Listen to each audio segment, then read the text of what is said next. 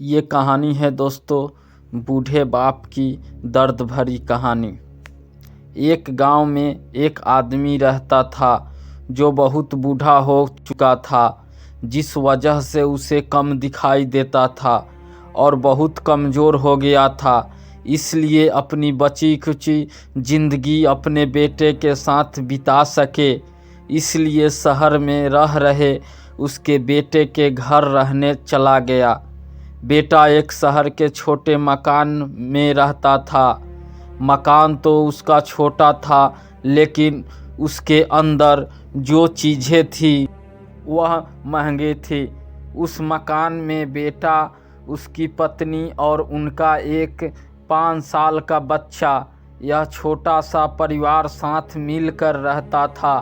बूढ़े पिता के आने से उनके परिवार का एक सदस्य और बढ़ गया। यह पूरा परिवार रोज़ सुबह शाम डाइनिंग टेबल पर साथ में खाना खाया करता। बूढ़ा पिता अपनी कमजोरी के चलते हमेशा खाने की चीज़ें नीचे गिराते रहता और कई बार कांच के बर्तन भी टूट जाया करते थे। कुछ दिनों तक तो बहू और बेटे ने यह सब सहन किया, लेकिन बाद में वे दोनों बूढ़े की ऐसी हरकतों से चिढ़ने लगे। एक दिन बेटे ने कहा कि ऐसा कब तक चलेगा, हमें कुछ करना पड़ेगा। उसकी पत्नी भी इस बात से सहमत हुई। अगले दिन बेटा कहीं से एक पुराना मेज लेकर आया और घर के एक कोने में उसे लगा दिया और अपने पिता से कहा कि आप यहीं पर बैठकर खाना खा लिया कीजिएगा। उन्होंने एक लकड़ी का बर्तन भी बनवाया जिसमें वे अपने बूढ़े बाप को खाना देने लगे। अपने कांच के कीमती बर्तन बचाने के लिए अपने पूरे बूढ़े बाप को लकड़ी के बर्तन में उन्हें जरा भी शर्म नहीं आई। अब खाने का समय जब जब होता तो बूढ़ा बाप एक कोने में बैठकर खाता और बाकी का परिवार डाइनिंग टेबल पर खाना खाया करता।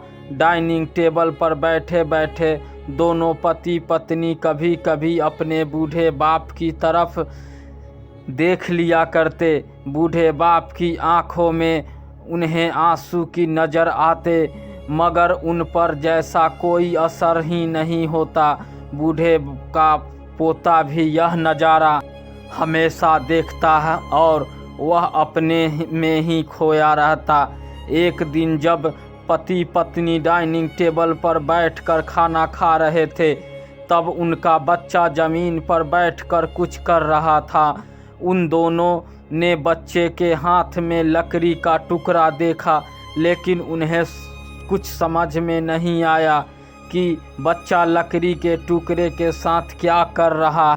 जब बच्चे के पिता ने उससे पूछा कि बेटा आओ खाना खा लो, तुम नीचे बैठकर क्या कर रहे हो, जब बच्चे ने भोलेपन से कहा, अरे मम्मी पापा, मैं आप दोनों के लिए लकड़ी का बर्तन बना रहा हूँ ताकि आप लोगों को जब आप बूढ़े हो जाओगे तो एक दिन मैं खाना दे सकूं।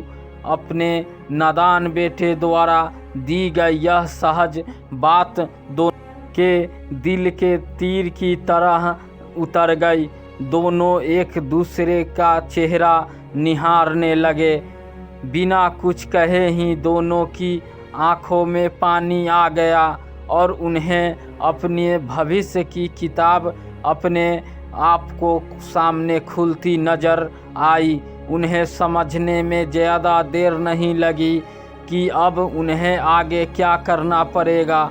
अगले दिन कमरे के कोने से वह पुराना मेज हट गया और अब बूढ़ा पिता और बाकी का परिवार साथ में मिलकर फिर से खाना खाने लगे। बूढ़े की कमजोरी की वजह से हो रही गलतियाँ भी अब किसी को नहीं चिढ़ाती थी।